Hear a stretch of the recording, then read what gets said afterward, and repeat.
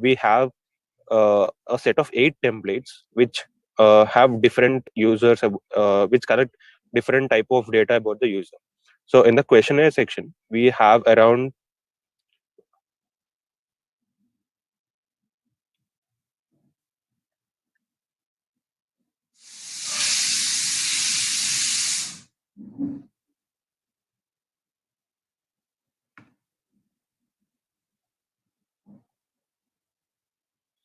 yeah. So basically, we also have some introduction videos, a 20-second long video, whenever they try to use a template, so that they exactly know how to use that or how to fill that data. So we have a set of questions which the user should fill here, and then they can just fill, like there are some 10 to 20 to 25 questions about their school, how are they doing with their grades and everything. So I'm not gonna fill all of them. You can just take a look. So basically, and then we have the tracks and options here.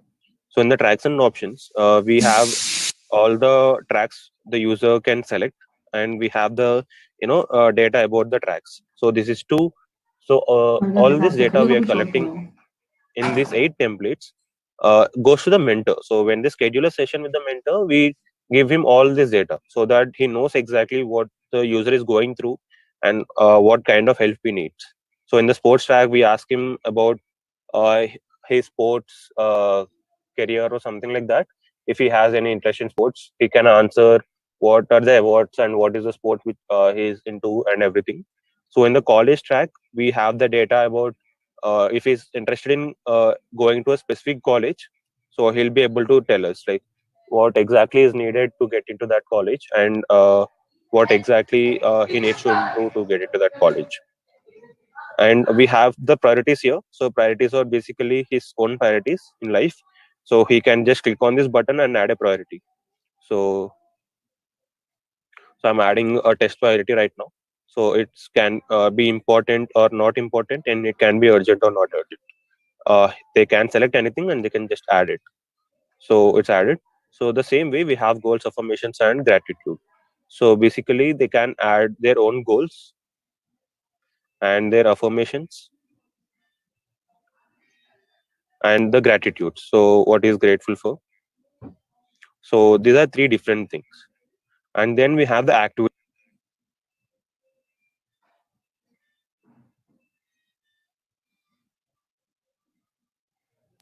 So they can be any set of activities which they can define for for themselves. So right now I'm just adding an activity like we already have, like I watch movies. So movie, like I can add them.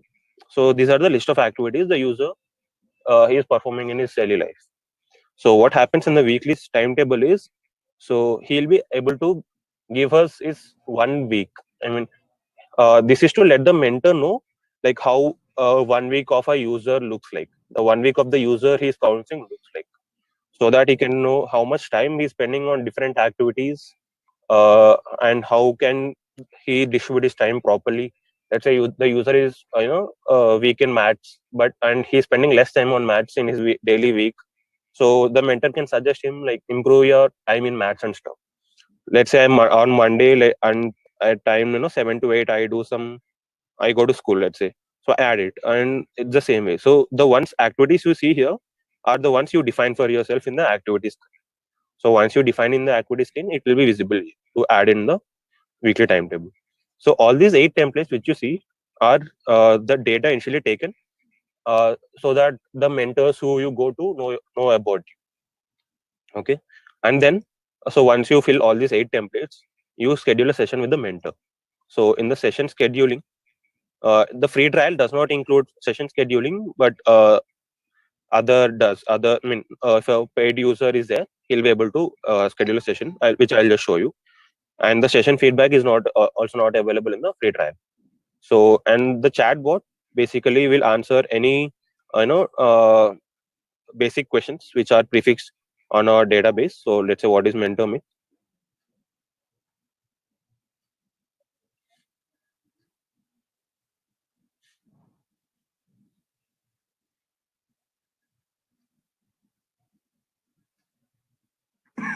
Yeah. So these are a set of prefix questions.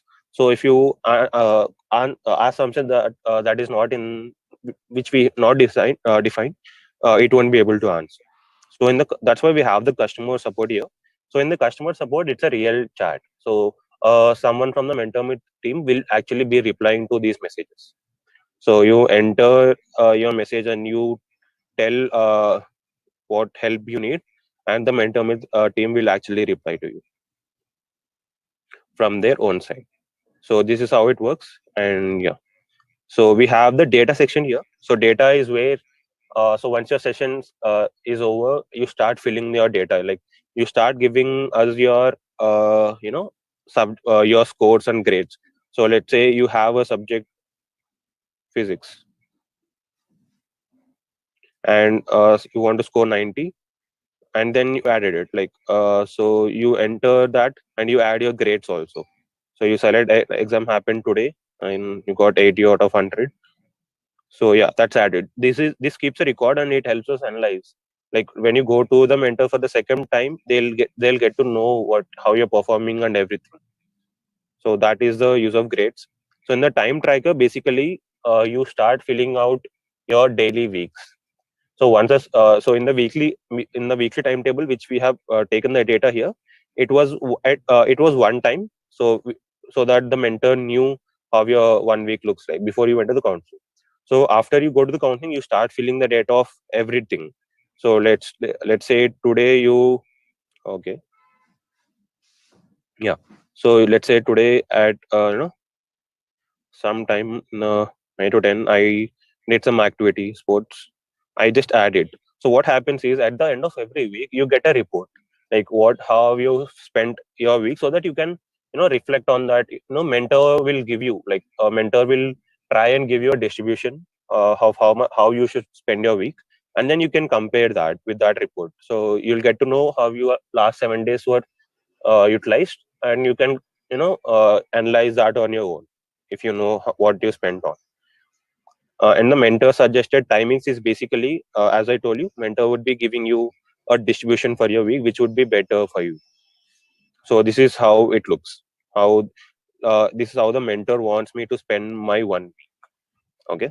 And then the mentor session feedback. So once you go to the mentor, so once the session is done, this is kind of a summary of the session. So the mentor will just give you some suggestions and know what you should be doing to improve yourself. And grades progress is basically just a graph based on how you are performing and everything. So right now we are not doing much with the grades and time. So in the future our goal is to analyze how much time is spent on each subject and how they are performing in that subject, and giving them suggestions automatically using algorithms. So in the weekly stats, as I just told you, so whatever you spend in the data section, time tracker, whatever you fill in 1 week, so that is given here. So I have not filled any data here in the last 1 week. I've just filled one. So this is how I spent my week from 15th March to 21st March. Yeah. So that's how it's distributed. Like it will show. Like you can compare that with what your mentor has suggested, and you can introspect. So that is how it's on a school student. It's for a school student. Let's see how it is for a college student. There are some things which do not make sense for a college student, which makes sense for a school student, like the tracks and options. So the tracks and options is not necessary for a college student because he already chose his track. So we have all the remaining templates which are the same, which work the same. So and then I did not show you how the scheduling works. So when they click on the session schedule, they can click on the schedule session. They select a date for the session. They select a time and they add it. So and our MentorMitr team will get back to them with the meet link, and they'll contact the mentors and arrange the meetings. So once the session is done, if you have some feedback for the session, you will just fill this form and just send it, so that we can MentorMitr team will take a look and improve. And the data and the output section, everything is the same for the school student and the college student. The only thing is the tracks and options is removed for a college student. Let's see the working professional now. So for the working professional, for the working professionals, it does not matter, like grades and everything does not matter. They've already passed all that stages. So sports track, college track, grades, everything is removed.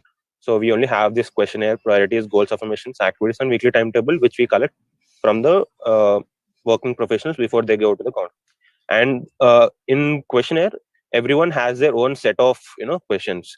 For a working professional, we ask them about what their area of work is, and how is their growth, everything related to their work life, how they work like balances and everything. So in the sessions, it's the same, the four things. And in the data section, we do not have the grades. So grades are irrelevant for a working professional. So we have removed them, and they only have the time tracker, which they will be entering all the work they do. And in the outputs, we do not have the grades progress, and the remaining everything is the same. So grade, we do not have any grade section, so that won't be there. And remaining everything is the same right now.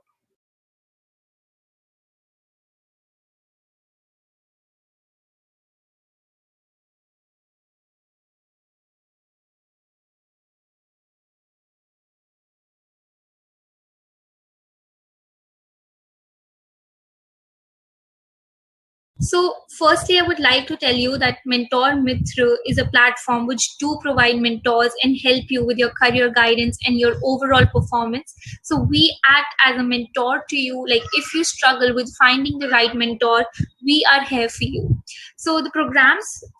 So, we are a spirit and endowhere in which we engage with the working people and help them improve their current performance, enhance their motivational level, help them plan their short-term goals and long-term goals, and enhance their EQ.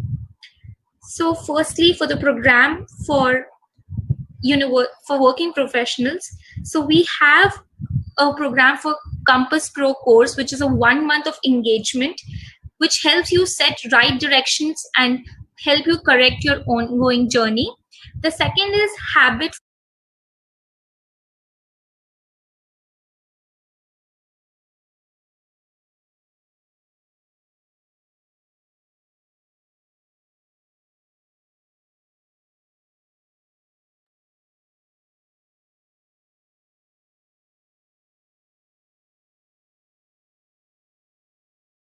forming course, which is a 3 month of engagement, which helps you not only do above but sets right habits for your immediate success and life skills for the rest of your life. Now, this program for school students. So these programs are designed to ensure that all integral focus in the student's career is done with the development journey and are met and also help them to be successful in habit formation and for optimization of their performance in the immediate future by scientific and continuous self-evaluation. We provide you with Compass course for direction setting, a 1 month engagement program. The second is habit formation course for success and a 3 month engagement program for and ensure optimizer course, which is a 12-month program. Next, we have program for university students. So this is designed to identify their tracks for the future, whether they want to work and grow in the field of study or interest of both. Our digital program will help you to make informed choices that are duly evaluated, know your options clearly, and optimize your efforts to achieve your long-term and short-term goals. So we provide you with Compass course for direction setting, which is a 1 month of engagement, and we also provide with habit formation course for success, which is a 3 month of engagement.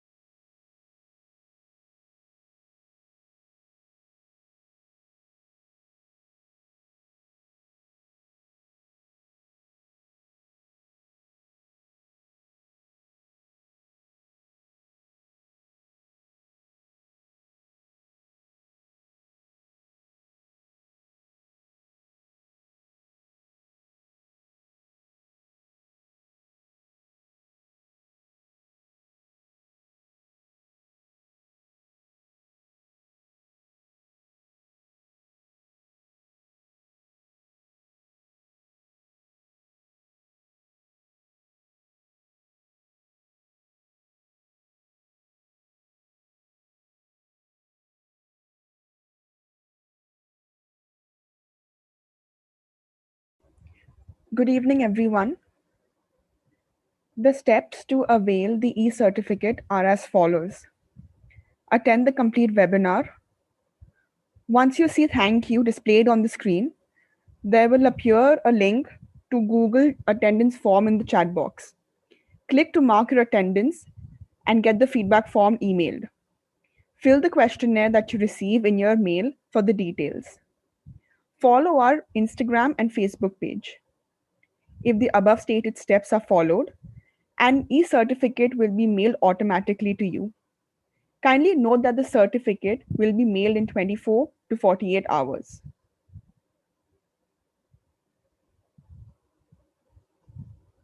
MentorMitr is a mentoring organization. Our aim is to guide individuals wherever they are in their journey of career development and help them learn life skills to manage complex situations while handling their academic performance to optimal. Our involvement helps students to set the right goals and enables them to define and manage their priorities as well as enhance their EQ. Good evening, everybody. Welcome to today's webinar, of which the topic is Crack the Interview, Learn the Skills. The session will be led by established professionals, Ms. Mansi Sangvi and Mr. Sunil Khalra. Please feel free to leave your questions in the chat box and we will try to answer them. Our first speaker for the evening is Ms. Mansi Sangvi. Ms. Mansi Sangvi completed her graduation with a major in psychology and pursued her MBA from Willamette University, USA. Since then, she has worked with startups and larger companies to create and launch digital products from scratch. She is a product manager, career coach, speaker at IIMs. In the last 8 years, she has launched products for different companies like Axis, Aditya Birla, and Celigo. Next slide, please.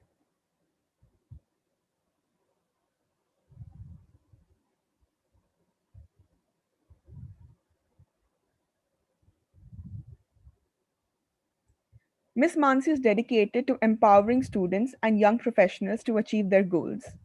She mentors individuals who want to get into product management. Through her coaching, she helps students and young professionals with personal growth, professional growth, as well as mindset guidance. For any queries, you could reach us at contact@mentormitr.com, or you could also reach out to Ms. Mansi at hello@mansisangvi.com. I would now request Ms. Mansi to start her session. Welcome, ma'am. Thank you so much for the introduction. Can you just confirm if you can see me and hear me clearly? And go to the next slide. Yes, ma'am, you're audible and you're visible as well.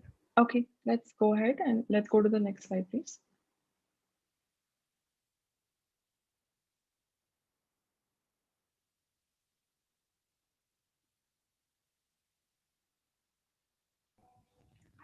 Pushpal, please start with the next slide.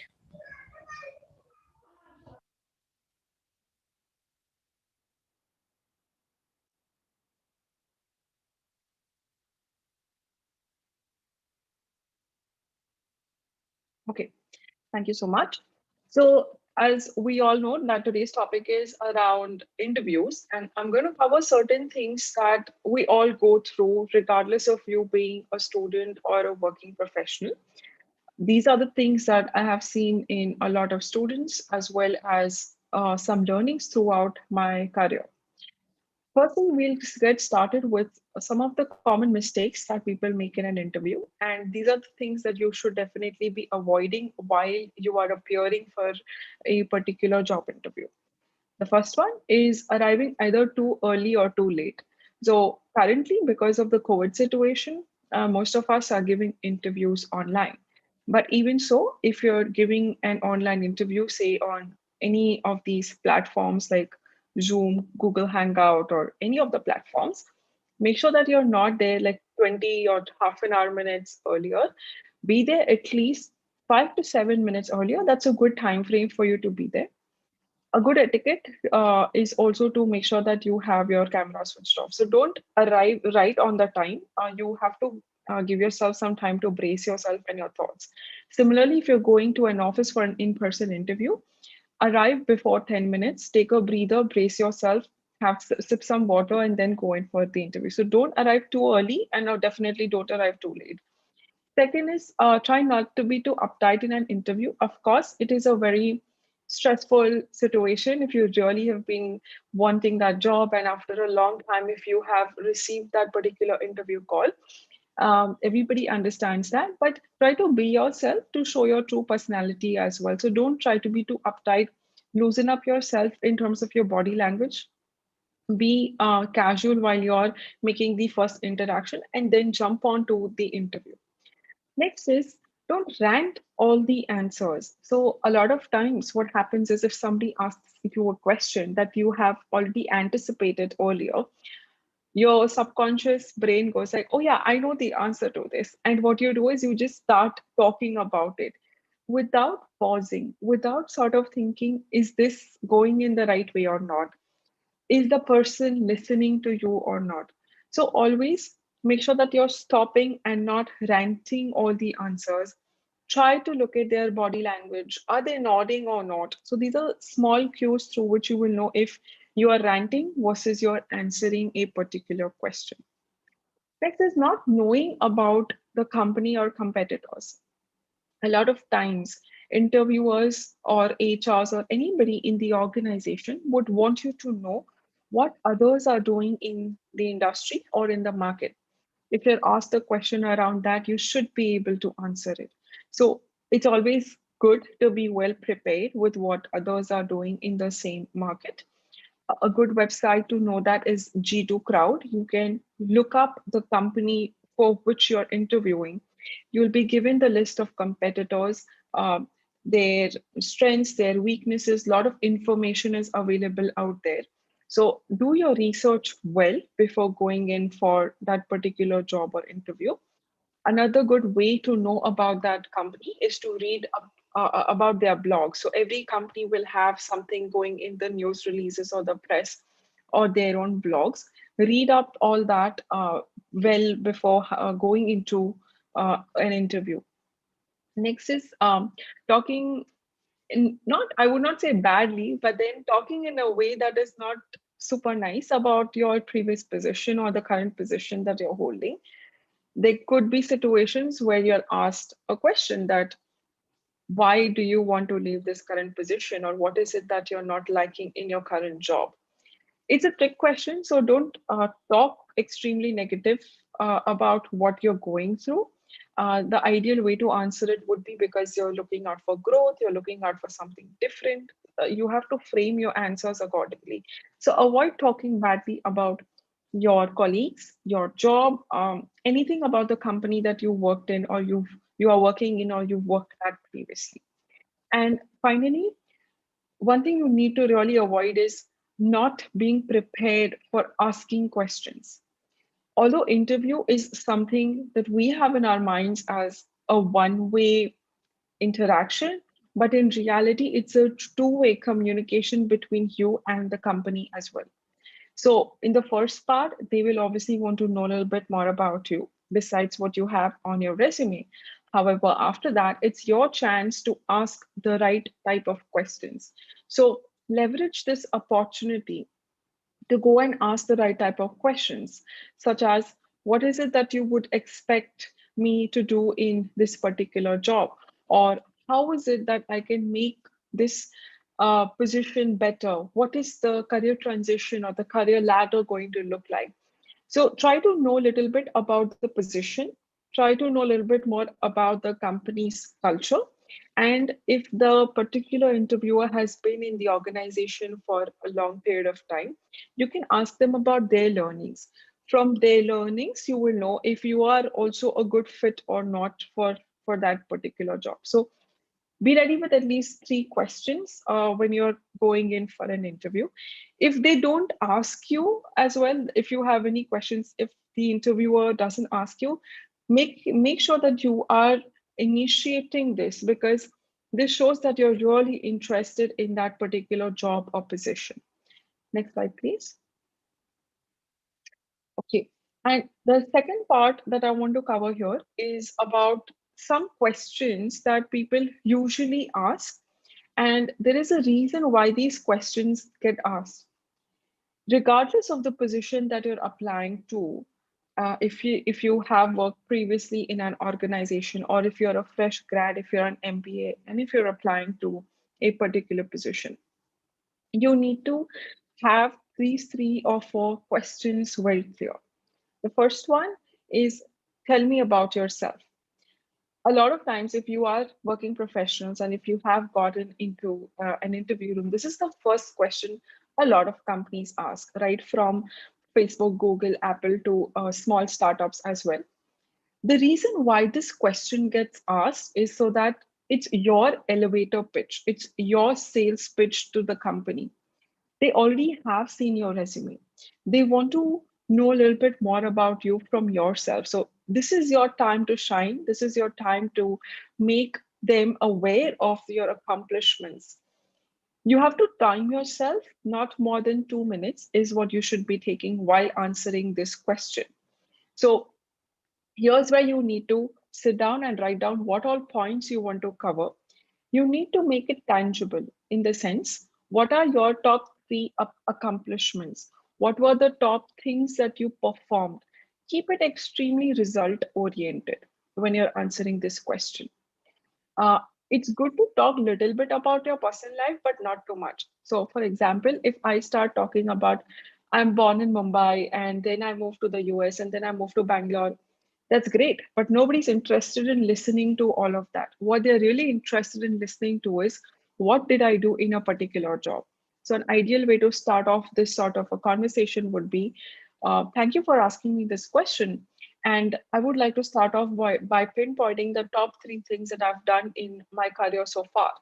This is the way you would structure and answer it. And according to your resume, your experience, and what you've done previously, you would pinpoint what were your major accomplishments, achievements, those kind of things. So sell yourself as if you were selling a particular product for a company. This is your time to shine. Remember that.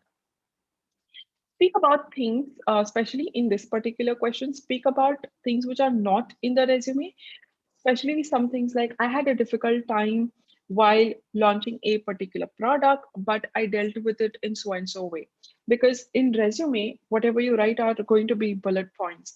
You want to make sure that you talk about your soft skills as well, and still you're tying it to a tangible story. For example, I just mentioned about how I had a difficult time launching a product, and then what were the results? So the company got 30% more revenue through that particular feature or product. Next is the next question that will be asked to you a lot of times is, what are your strengths and what are your weaknesses? Especially if you're going in for your first job interview, if you don't have experience, this is a question that most of the companies will ask you. So on a piece of pen and paper, you need to sit down and write down what are your strengths. And when you talk about your strengths, it has to be something related to a skill set. Okay. So if you're into marketing, if you're applying for marketing jobs, think of what are the strengths that you have when it comes to a marketing profile. What are your weaknesses when it comes to that profile? Make it your profile specific strengths and weaknesses. Structure the responses in a way that it is not too generic. Okay. For example, if me as a product manager, I can say that some of my strengths are UI, UX, understanding customer communication, and some of the weaknesses could be ABC. When you're talking about your weaknesses, also mention that I'm open to learn, or I'm open to approach things differently. So it shows that you are humble enough to accept that, okay, these are some of my weaknesses, but I can work in a team to make the product better, or I can work on my own skill sets to make it better. And everybody understands that you can't be awesome at everything. Okay, so be honest about your weaknesses. Don't say I don't have any weaknesses. Always make sure you have these things written down. So top three questions are going to be, tell me about yourself, talk about your strengths and your weaknesses. Okay, it's these are the two. The third one is going to be behavioral. So regardless of the type of position you're applying for, Companies want to see what is your EQ, okay? Because that's what you're getting ranked on these days in most of the companies. And EQ, which is your emotional quotient, comes in through a lot of behavioral questions. So somebody will ask you things like, tell me about a time when you had to deal with a difficult situation while taking feedback from your boss. Or tell me about a time when you had to give a negative feedback to your subordinate and how did you deal with it? So be ready with some tough behavioral questions as well. So top three questions that you need to prepare yourself with is number one, tell me about yourself. Number two, tell me about your strengths and your weaknesses. And number three is tell me about a difficult time that you've dealt with in an organization. Okay. Let's move on to the third segment. In this segment, we are just going to talk about how best to answer any interview questions that are posed at you. And there is one particular method that I want to talk about, which is called as the STAR method. STAR method is something that can be used while writing your resume as well and while answering the same in an interview. The STAR method stands for situation, task, action, and result. So while you're framing your answers in an interview, you need to talk about the situation in which you're setting the scenario and you're giving all the details of that particular situation and the example. In the task, you're going to describe about what was the responsibility that was given to you. In the action, you will talk about what is it that you did, what was the actionable item, what were the steps that you took in that situation. And finally, R is what were the results, what were the tangible outcomes and the actions that the actions had achieved. So whenever you're framing your questions, even for the first three important questions that we just discussed, or even when somebody asks you a question in an interview, try to use the STAR method. That will not only give you a structure, but it will avoid the previous common mistakes that we discussed, which is you will not be ranting. You will be talking in a very structured way, and you will be talking about a lot of tangible results. Another aspect is to time yourself, right? So if I'm answering, tell me about yourself, 2 to 3 minutes is tops what you have to time yourself with. Now, how will you know if you're doing it in 2 to 3 minutes? When you have structured this while you're practicing at home, if you're not practicing, then start practicing now. Download any voice memo app on your phone, or you might be having a default voice memo app on your phone. Once you have your pointers ready for these main questions, start the voice memo app and talk about it. The more you talk, the more you will be confident in an interview. Once you're done, just stop the voice memo app and see how long have you spoken for. So time yourself accordingly, because a lot of times you know, okay, the interview is going to be only for 30 minutes or for 45 minutes or for an hour. You don't want to spend a lot of time on only one particular answer. So time yourself by using a voice memo app that will give you more practice and confidence. And have examples ready. Okay. So we all know our past, we all know what we've done previously, but study your resume well, because there will be times when you give an answer and then there will be a follow-up question. For example, if you say using something, you say, okay, this was a difficult situation I dealt with. Using the STAR method, you're answering that question. Once you've answered that, the interviewer will have a follow-up question. So make sure that you're ready for those follow-up questions also. How you will be ready is by going through your resume, by knowing what examples you're going to talk about. Okay. So be ready with a follow-up question as well. With this, I'm done with my set of the presentation. Thank you so much, ma'am, for sharing your experiences and valuable advice on the skill of giving an interview. Surely everyone listening is more informed on the process of giving an interview. Um, we would like to talk about our courses now. We offer programs for majorly three segments: school students, university students, as well as working professionals. Today, we will be talking about short term courses for performance enhancement. It aims to help school students and university students in examination, as well as working professionals in interviews. Programs for school students. These programs are designed to ensure that all integral focus areas in a student's career development journey are met and also help them be successful in habit formation for optimization of their performance in the immediate future by scientific and continuous self evaluation. We provide you the Compass course for direction setting. This is a 1 month engagement course. Under this course, you will find these items: counseling sessions, psychometric and personality and assessment, competitive ability and environment mapping, structured customized counseling 1-to-1, 1 hour with experts, track and option templates, time tracker, 2 hour talk time with counselor in 1 month, monthly counseling session, free access to our webinar for 3 months, continuous support, as well as 24/7 chatbot facility. Program for university students. Programs for university students are designed to identify their tracks for the future, whether they want to work and grow in the field of study or interest or both. Our digital programs will help you make informed choices that are duly evaluated, know your options clearly, as well as optimize your efforts to achieve your long term and short term goals. We have a Compass course for direction setting, which is a 1 month engagement course.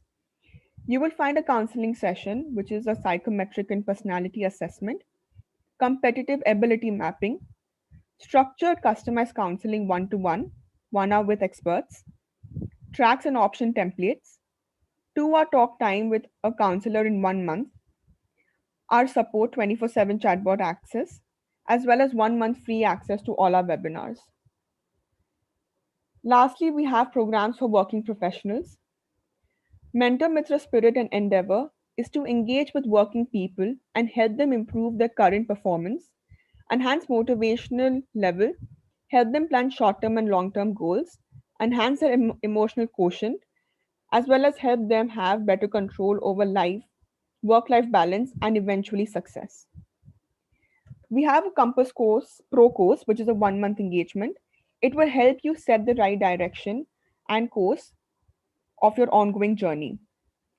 You will have a counseling session, which will be a SWOT analysis as well as personality assessment, analysis and counseling session, structured customized counseling 1-to-1, 1 hour with experts, development of templates, setup of self awareness, 2 hour talk time with a counselor in 1 month. You will have free access to our webinars for a month as well as 24/7 chatbot facility. Now we come to our second speaker for the evening. We have Mr. Sunil Khalra. He is an experienced global HR leader with demonstrated history of delivering results in pharmaceuticals, IT, and consumer good industry in India and global locations. He set up multi-million dollar P&L by setting people, organizations, and employee-centric HR structure. To count a few areas of proven results are P&L strategic, HR support, people nudge, cost levers, business strategy, business growth, HR interventions, employer relations, HR and IR framework, digital initiatives, and virtual management. Welcome, sir, and you can begin your session now.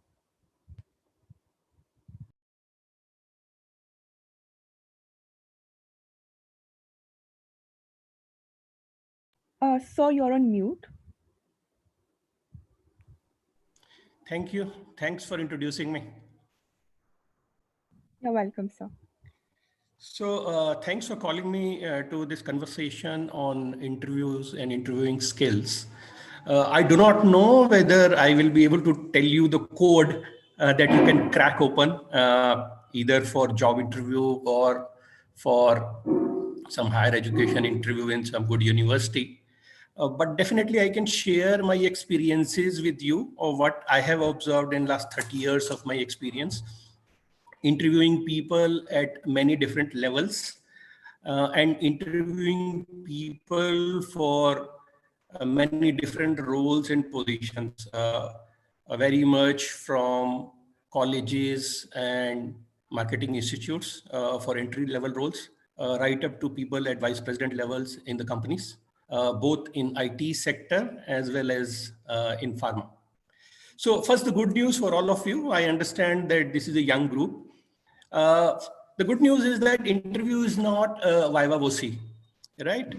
It's not about some professor asking you a question whereby he knows the answer and you don't know, right? And it's expected of you to only kind of rattle out the right answer. That is not what interview is about. Interview is about interaction. It's an open interaction between two grown-ups. One takes the role of an interviewer and the other person takes the role of a candidate. And both of them have the opportunity to talk openly about what they want to know about each other, not as a person, but with respect to what they're looking for in the person, either for the job role or for any higher level education course in some prestigious university. So as COVID has compelled us in a direction whereby digital interviews have become a norm, digital interviews were a norm in IT sector for a very, very long time. I was associated with IT sector since year 2000. For 20 years, there were innumerous roles for which interviews happened only on the digital platform. Whether it was for voice kind of roles for BPO units or special skill roles in IT sector.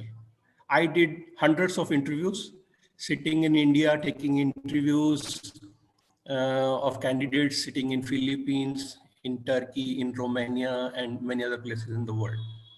And the good part about this is that you can take the interview in the comforts of your house, and you can be candid and open about everything that you know about your profession. The other way is in-person interview, and that's a preferred way for job roles like sales and marketing, whereby a company hires people for their soft skills, and it is incumbent on the interviewer to see the body language of the candidate, also to see how the candidate carries himself in terms of presentation, in terms of his body language, everything. Because that's important. If I am hiring a medical sales rep who is to be presented to a doctor, he represents us. In his personality, the personality of the company is put forth in front of a doctor. So it's important that such interviews happen in person, and not only the skill, but the other body language and soft skills of the person are also assessed thoroughly. So I'm thankful to Mansi because he has talked about the basics of interview, what you should do, what you should not do, etc. One thing that I would like to tell you is that you should be fully aware of your academic journey or the career journey. So if you are looking for a course in a university, you should know thoroughly what academic journey you have followed till date. And you should know it like elevator speech. Why elevator speech? Because that's where you get an important time of say 45 seconds to 1 minute, whereby you have to impress upon the professor or the job interviewer and kind of quickly talk about your academic journey so far or the career journey so far. It doesn't mean that you will rattle it out very, very fast. It doesn't mean then you will make it incomprehensible for the interviewer. It only means that it should be seamless. It should appear authentic. There should not be any artificiality about what you're going to speak, right? And what you describe to the interviewer. That sets the tone actually in the beginning. That sets the tone in the sense that the interviewer settles down, looking at you, looking at your resume, etc. You settle down in the ambience of the place, whether it's a digital platform or the office of the interviewer. And this is just a ice-breaking thing.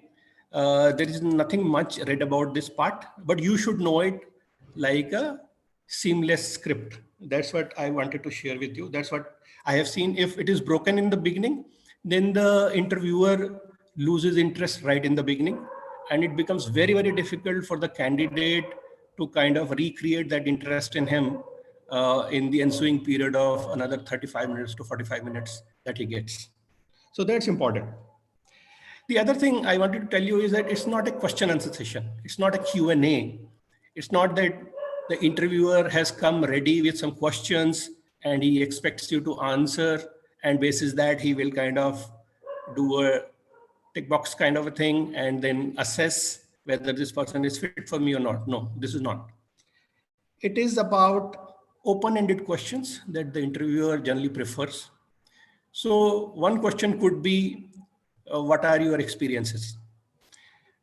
Interviewer can kind of say it in any way possible, but the real meaning of it is that you have to talk about the experiences which are relevant to the job, or you have to talk about the experiences which are relevant to the role, or you should talk about the experiences which are relevant to the course that you aspire to take, right?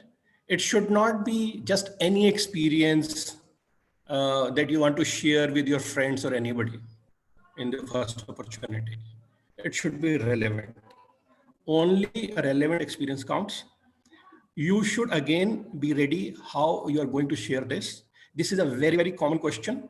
Believe me, 70% of the times you will get this question in any form of interview, whether it's a college interview or whether it's a job interview.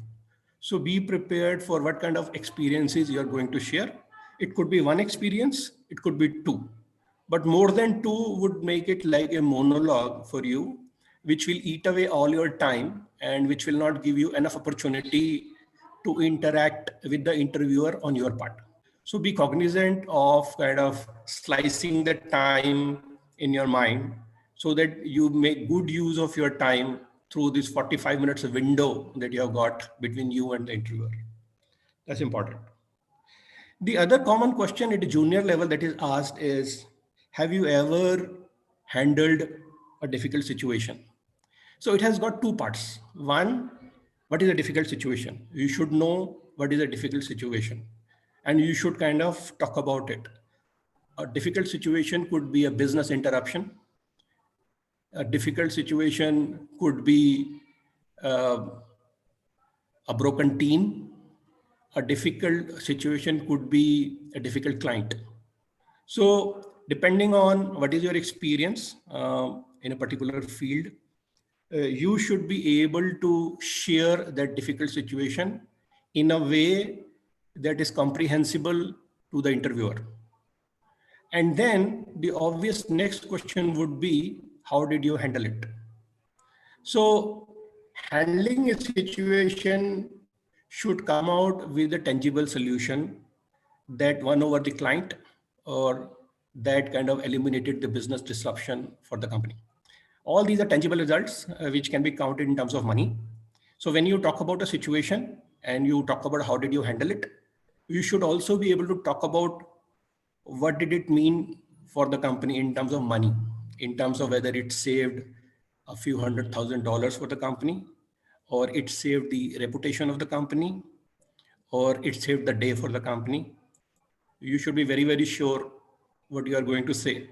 So money is the common currency actually. If you say the business disruption lasted only for 24 hours, that doesn't mean anything. So as a case in point, if you talk about Suez Canal fiasco that has happened in which one ship has got stuck, if we say that the ship was released and its bow was released within 5 days, it doesn't mean anything. But if you say that there was $9.6 billion of commerce stuck because of that one ship got stuck, and then a team from US came and then it kind of refloated the vessel, and that saved so many $1 million for the company. That makes an impact statement. So a situation should be difficult. A situation should be such that the interviewer is able to comprehend, and the outcome of the solution should be such that which is tangible and can be explained in monetary terms. That helps a lot. So if you have not thought about your situations in terms of tangible solution, in terms of money, please do think about it and see how you are going to phrase your answer if one such question is asked of you in a job interview. The other thing that I have seen that junior interviewers ask, and which is a very, very relevant question, especially for people who have just passed out of college and are looking for a job. The question asked is, what are your achievements? So the achievements could be one, achievements could be many, but make sure that you don't talk about some achievement which is irrelevant to the reason of the question for which it is asked. So if you are applying for a job interview in logistics, where ships are moved or other things are moved, you should not be talking about an achievement in a fun event that you participated in, or you stood first in some sports activity. That is not relevant. That breaks the communication right there. That interrupts the very reason for which these two grown-up people are interacting with each other. So make sure that you explain your achievements in a very cogent way. And there you should not spend too much time actually. You should spend as little time as possible, because these achievements are not going to add any value to the overall interview process. It has a minimalistic value whereby the interviewer wants to move from one question to the other question, and in between he is just filling up by giving you a feel good factor. Because your achievement is your own, right? And it's a feel good factor for you, whereby you can take a minute or so to explain your achievement. It does not add any value to the interviewer. It does not add any value to the business, but it definitely adds value to the interaction that is happening at that moment. When you feel good, then the rest part of the interaction also goes smoothly actually. So please understand why the questions are structured and how they are structured, and what are the relevant questions and what are the filler questions actually. And accordingly, you should allocate time to each of those questions. The other common question that I have seen during job interviews at the entry level, especially in the MBA colleges, when companies go to MBA colleges and take interviews. Also, sometimes companies go to top-notch engineering colleges and take job interviews. There, the common question is, did you participate in any project? Right? Which means it's a relevant project actually that you should explain. It's a very, very relevant question. You should devote a lot of time answering this question, because this question then has several follow-on questions, and each question has a purpose, and each question is meant to be assessed for many different characters that you exhibit on this question. So the first of all, the question is about a project, which means that it was not only you, but there were several other people who participated in this project along with you, which means there was some element of teamwork involved, right? So you should definitely talk about what was the project. You should talk about what was the end output expected out of the project. And you should talk about how many people were devoted on this project actually, either by the college or by your own volition. Whether it was a project of 6 people, 7 people, 8, 9, whatever it is, you should give the right number. Then the follow-on question could be, what did you contribute to this project? Again, a very scientific question. Your contribution to the project should be tangible. If any of you have taken a Belbin test, many of you are students of psychology, so you would have taken a Belbin test. It talks about various team roles, about 8 or 9 team roles.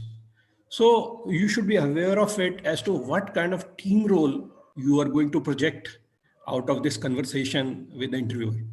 Whether you are the one who kind of thought about all the resources, or whether you were the one who navigated the project through difficult work schedules, or you were the one who did the hard part of running around. So you should think about it and phrase it in a way that becomes useful for the interviewer. I'm telling you, this is the most important question that is generally asked.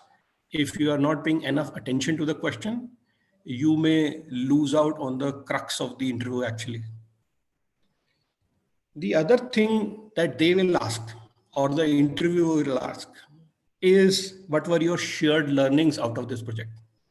Now here, you have to show the magnanimity of being a big team player. Here, you should talk about yourself, but at the same time, you should talk about the team. What did team do? What did team do well? What did team not do well? Actually, that's also important. So what were your shared learnings out of it?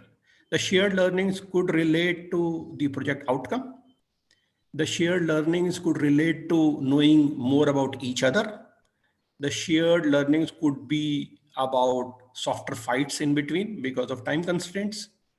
It could be anything, but you should devote enough time thinking about it like a sportsman as to how you are going to play out to this question actually. That's important. And you do not have to kind of say things in a hurried way. You have to speak about all these things very slowly, in a very cogent way, so that that becomes comprehensible for the interviewer, and so that interviewer can make up his mind, because sometimes interviewer has many different roles in the mind for the entry level roles. So they are looking for a person in BD, they are looking for a person in sales, they're looking for a person in logistics, they're looking for a person in collateral roles like HR or administration, etc. So they see where does this person fit depending on his team role abilities actually. And that's where you have to hit. Sometimes you should be open to a suggestion that is made by the interviewer, especially for the people who appear for interviews right after the course, especially the MBA course. Oftentimes it has been seen that people make a good image of themselves saying, I want to get into sales for 2-3 years and then I want to get into marketing. That's a very common answer that I used to get from marketing people in MBA colleges. But then if the candidate is getting a feedback right through that interview, saying that it appears that your quantitative skills are good, it appears that your counting skills are good, why don't you think that you can be a good candidate for the CEO office's role, whereby you juggle with the numbers, you come out with MIS reports for the CEO to make decisions. So think about it. Sometimes you do not know about your own innate skills and your proficiencies actually. And sometimes you just go with the wind saying everybody in the world wants a sales role, everybody in the world wants a glamorous role, everybody wants to become a marketing guy. I also want to become a marketing guy. That may not be true. So here the fine print actually that you get to hear in this short opportunity that you may have with the interviewer, that can kind of be an inflection point of your thinking, and that can give you a good direction, and that can give you a good direction to your career also. Right? So these are the things. The other thing that I did about interviewing skills, etc., and interview process was getting feedback from the candidates. That was very important for me in my job role as an HR, especially in IT companies, whereby I heard sometimes that the interviewer was not attentive to me. The interviewer was preoccupied with something on his laptop. Quite often possible. Possible because the way the IT organizations kind of burst to seams. There were people who were expected to take interviews like 6 to 7 interviews in a day. So what we did was, and it's worth sharing with you, is that we said that interviews can't happen in the comfort zone of an interviewer, in the sense that this is my workplace, all my files are here, my laptop is here, everybody is entering my room. This can't be the interview room. So the person who's taking interview has to move out of that room. Either he will take a common room, a meeting room, or he will simply go out of the office to book a business center in a hotel and take all the interviews on a given day. Two things will happen. One, there will be no distraction in between while taking the interviews. Two, the person will make good use of the time, taking all the interviews thoroughly well. Oftentimes it is seen that interviewers in these kind of sessions ask similar questions, like 6 or 7 questions, and then they are able to assess the candidates out of 5 or 6 candidates that they see, who is the best fit for the job role. So oftentimes we have kind of worked on those feedbacks. It is your prerogative as a candidate, if you are a candidate for a job interview, to give feedback, because generally it has been seen that the recruitment teams ask for such feedback. Be candid, be open about such feedback. It doesn't harm you, but it generally helps improve the process. That's what I wanted to share.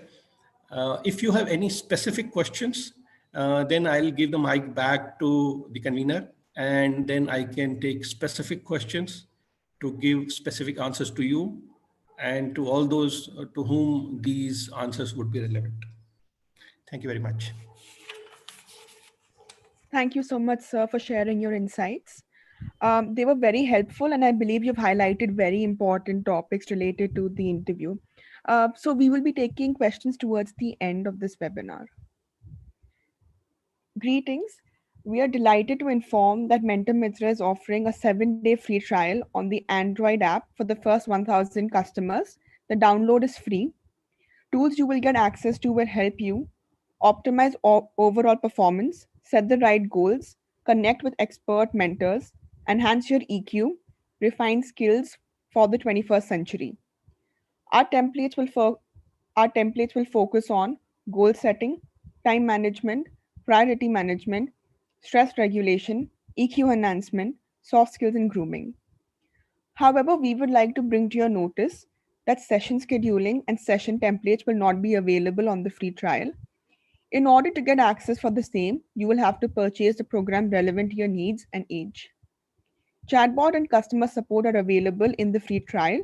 You can get access to those along with the section grades and time tracker. This is our landing page. You can visit our app and look at the details that I had mentioned earlier. To get access to our 7-day free trial, you will have to click on the header which says, "Get your 7-day free trial." Then click on yes once the option appears. Your trial will consequently start and you will get access to all our templates. Here's the QR code which you can scan to download the app, which is free of cost.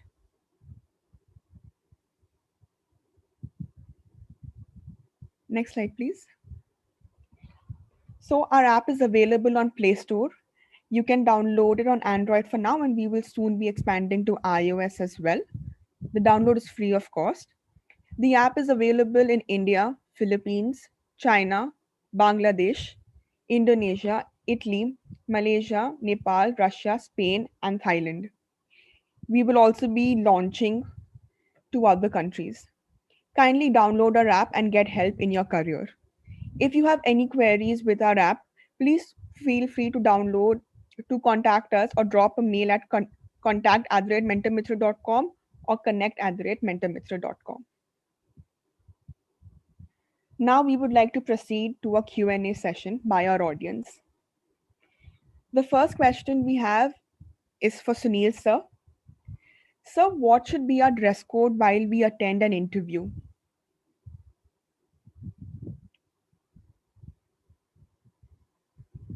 Sir, you're on mute.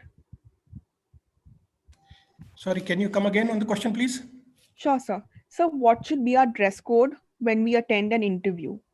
Right, very important, very important, very, very important actually, especially for interviews where we hire people for sales roles, marketing roles.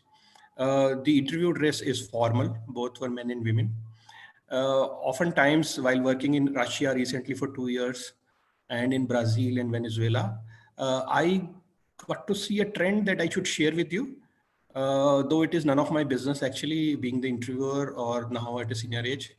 But sometimes there are some tattoos that are visible, right? Either on the forearms, around here, or on the neck. It is an accepted norm nowadays and that people have tattoos. But then if I have to hire someone for the sales job, and the expectation from this job role is that this person will enter the doctor's chamber or a doctor's cabin in the hospital, it would be expected that during that conversation with the doctor, the tattoo of this person is not visible. So just make sure within your formal dress code that such tattoos are not visible. Otherwise, despite the best knowledge and skill that one may have, it can become a reason.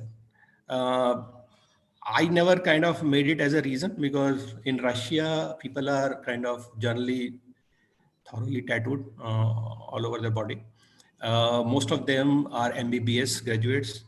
Almost my entire field force in Russia was MBBS doctors who used to work as salespeople.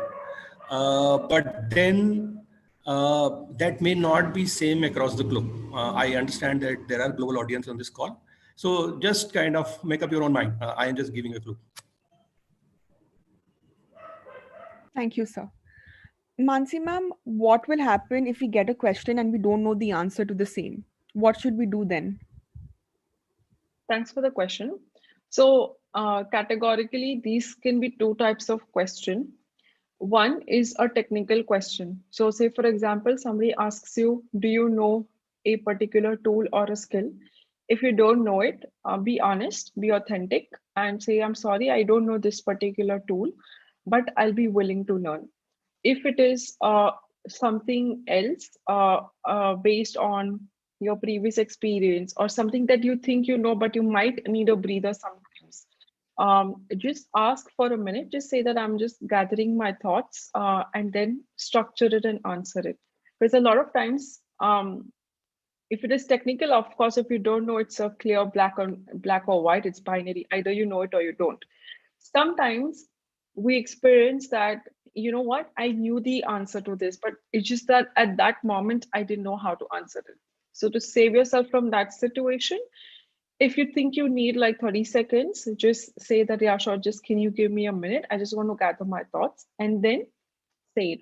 Never lie in an interview. Never say that you've done something that you've not. Don't fluff up things that, for example, if you've not had a managerial position, as a student or as a graduate, don't lie by saying that, yes, I've managed a team or I've managed people. So don't lie, be authentic. That's how you would answer it. Thank you so much, ma'am. That is very insightful. Sir, we have another question for you. It is as follows. What if I'm a new graduate university student and the interviewer asks me about my work experience? How should I say properly that I do not have any experience at the moment? Right. So I will just kind of make this question slightly bigger so that I am able to answer more audience. So one is a specific question whereby this person is appearing for a higher education course, does not have an experience. The other could be that there are people who do graduation either in psychology, economics, or in engineering. They work for 2 to 5 years and then they proceed to do the next higher level course. So the answers for these two people would be different. Definitely, those people who do not have any experience would have some experience of working on case studies and projects while they were doing the undergraduate studies, right? So they should take this opportunity to explain what did they do in the project work that they did, because generally those projects are 3 to 6 months of duration. There is enough experience and learning that comes through those projects. In a way, that's a kind of a work which is not paid for, but it is for your own good use and as part of curriculum. The other one is for those people who have some genuine experience, and that's where I kind of added my part of the question to the basic question. You should go prepared with what you are going to share. If you have some experience and you get this window of opportunity of talking about this experience, please do that. I did it myself 25 years back, 26 years back, when I took admission in MBA after my engineering. I talked about tires. I did not know something that the professor knew, because he had come from Germany and he knew about the latest technology on tires. I did not know. But then that made a very useful conversation whereby he could connect with my genuine experience and I could connect with what's more to learn in this world. And that's why the senior level education is important. So probably that connect helped me to secure the admission. Thank you, sir. Mansi ma'am, we have another question. What should we answer when the interviewer asked us, why do you want to leave your previous job, or why do you want to leave your previous company? What would be the right answer then? So a good way to answer that would be tie in the new position that you're applying for, like the job description, to your growth and show that in the current company, maybe you don't have an opportunity to do similar things. Okay. For example, if you're working in a startup or if you've not worked at all, okay, the answer would be different for different people, right? If you're a working professional versus a student. Um, Now, if you're a student, you have internships and then you're moving forward into a particular job. If you're a working professional, in that case, you would answer it in a way that I love ABC about the position that you're offering. I think my skill sets can contribute in the same, and I'm looking for a particular opportunity to grow in this particular career, in this space. So you have to find that hook that will make you passionate, or that will sort of tie in what you've done previously into your this new position that you're applying for. And I think I sort of covered the don't for it, like don't speak negatively about your current position. Um, Overall, the essence is that, hey, you know what? Your company is awesome. The opportunity that your company is giving me, I'm not able to do that in my current scope of work, which is why I would love to be a part of your organization and contribute and learn and grow. That should be the overall essence. Okay, ma'am. Thank you. Uh, Sunil, sir, would you like to add anything?